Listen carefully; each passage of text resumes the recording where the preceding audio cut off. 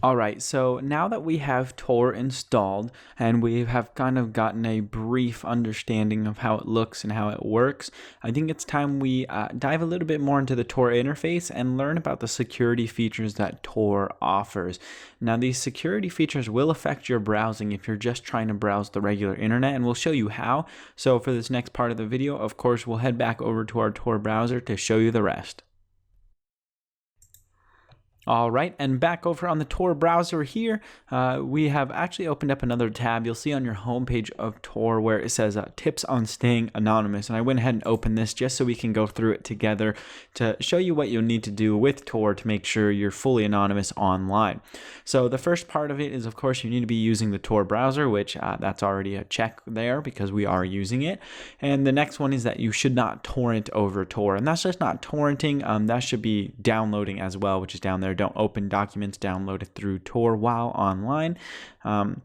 So you really shouldn't download at all. You definitely shouldn't torrent over Tor, but generally you don't want to download anything. And if you do download something, don't open it while you still have Tor online or while you're still connected to the internet. Because if you do open it and it has some sort of malware embedded in it, it's going to want to get your location and it can go around Tor. And on top of that, you want to make sure you don't enable or install browser plugins. These would be things like Flash, Real Player, QuickTime, and others. Even though this is technically running off of a Firefox build, Tor is built off of a Firefox build, you don't want to add some Firefox extension on here or plugin because it would cause your security to not be the best it could be. And then right here, you'll see that you want to use the HTTPS versions of websites. And the last one here is use bridges and or find company. And that just means that you want to make sure that you have a bridge relay or something like that, because if you're just going through your normal internet service provider, it isn't the best protection. And a lot of people and a lot of internet service providers are not really okay with their users using Tor. They're not big fans of it. And while it's not directly illegal, it doesn't mean that they couldn't try to come after you regardless. So let's take a look at some of these things in action. So we had our About Tor over here. Let's just pull up a web page to start off with. We're going to just go with YouTube for this example.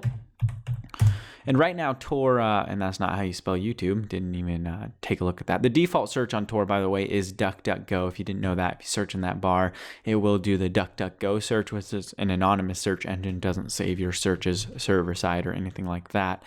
But once it loads up, and if we could actually spell YouTube right, that might help us find a correct website to look up.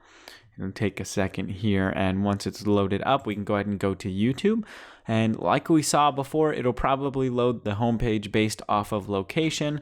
And in this case, it looks like even though it is Romania, it's actually letting us view in English. YouTube's pretty smart in that sense, where it might default to that. But you can see, I mean, some of these recommended videos are definitely Romanian in nature. So that's an important thing to note there. But you can see generally YouTube looks like it works pretty fine. I mean, nothing too crazy here. And this is when Tor is on its normal security settings.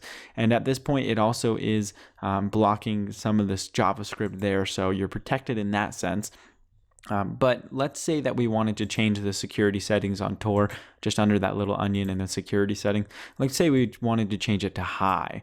And this will block a lot of things. So we'll go ahead and hit OK here and just try to reload this page.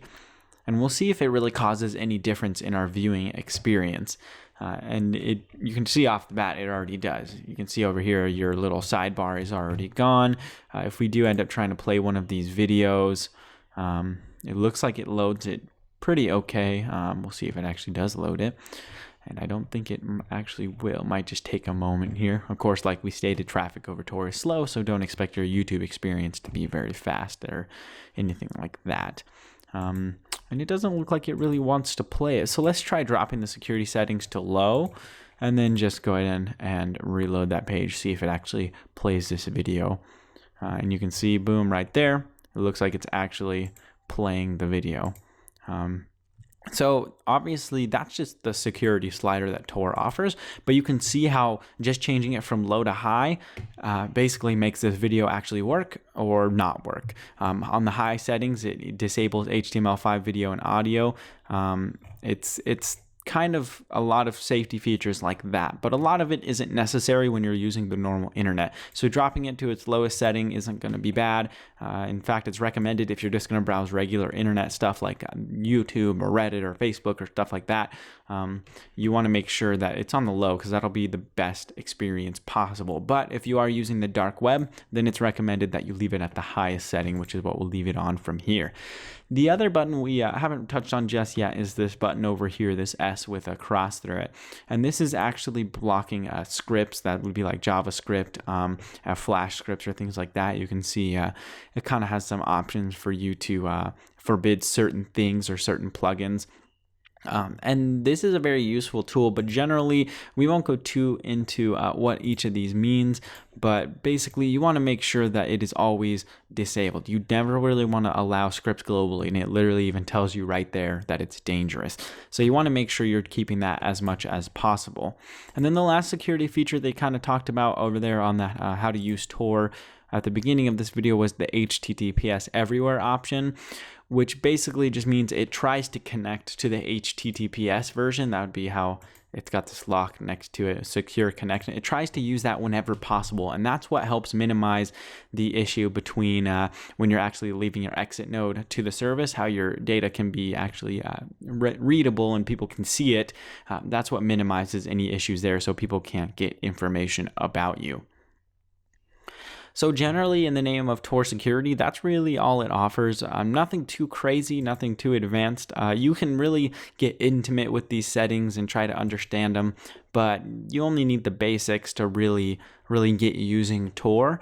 One thing we didn't quite mention yet, which we'll talk about now, is the new Tor identity or new Tor circuit. The new Tor circuit will basically change the circuit you're using. So this is useful when, say, you go to one dark web service, you want to go to another. Maybe you just load a new circuit if it keeps the same one for some reason or something like that. Or you could use what's called the new identity, and that new identity will actually close the entire Tor browser and restart it. It'll close all these tabs, won't reopen any of the tabs you have open. So you only want to do that if you're really switching gears and doing something else that you don't want to be associated with whatever you were just doing. But generally, you could just hit new Tor circuit, and before it was on Romania as the exit node, and you can see on the reload, now it's out of Canada. And it'll usually keep your entry and middle node when you just do a new circuit, but it'll give you a new exit node to better anonymize your connection to the website. And you can see now that video is not playing because we changed it back to those high security settings.